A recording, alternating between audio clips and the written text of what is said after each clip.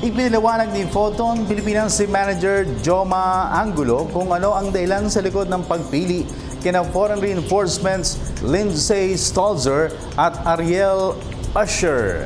Malaking bagay rin daw ang meeting ng kupunan kay Pangulong Rodrigo Duterte at si Usher nakita.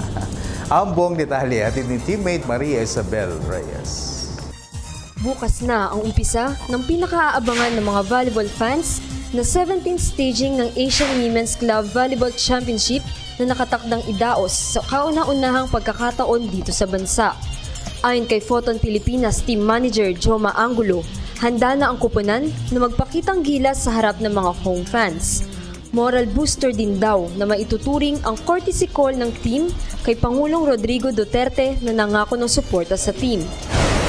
So even the president also told us na sport is to get away from drugs, and ganun din na he will support sports in general, lalo na sa regional areas. So representing the Philippines for this Asian Women's Club Championship is really an honor for us and for the girls who are first time in international competition.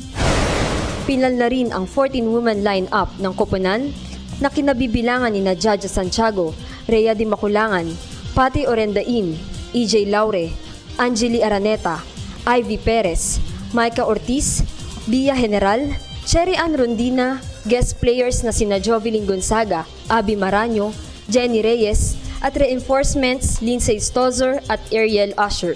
Ipinaliwanag naman ni Angulo ang dahilan sa likod ng pagpili sa dalawang import.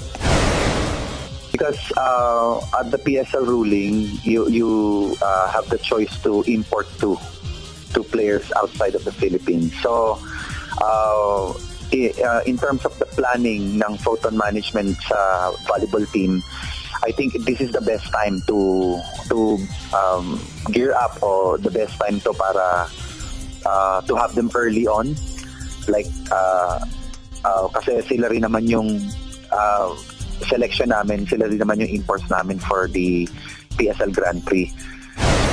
Makakasama ng Photon Pilipinas sa bracket ang Hong Kong at Vietnam. Umapila naman ang Philippine team ng suporta sa mga fans sa kanilang laban para sa bayan. Yeah, please do support yung Photon Pilipinas team. This is really very exciting for us. Lalo you fans, you will see a different kind of international level with the Photon Pilipinas team. So we are very thankful for our local selection also. F2 Logistics for Abby Maranyo and Jovelyn Gonzaga for Army, and Miss Jen Reyes from Petron. Thank you very much sa suporta rin ng mga PSL teams to make this undertaking a successful one. Gaganapin ang opening ceremonies bukas, 1:30 ng hapon, na susundan ng unang game ng Pilipinas kontra Hong Kong 2:30 ng hapon sa Alonte Stadium sa Biñan, Laguna. Maria Isabel Reyes, PTV Sports. Ako po si Cathy San Gabriel. Subscribe na sa PTV YouTube channel. I-click lang po ang subscribe button.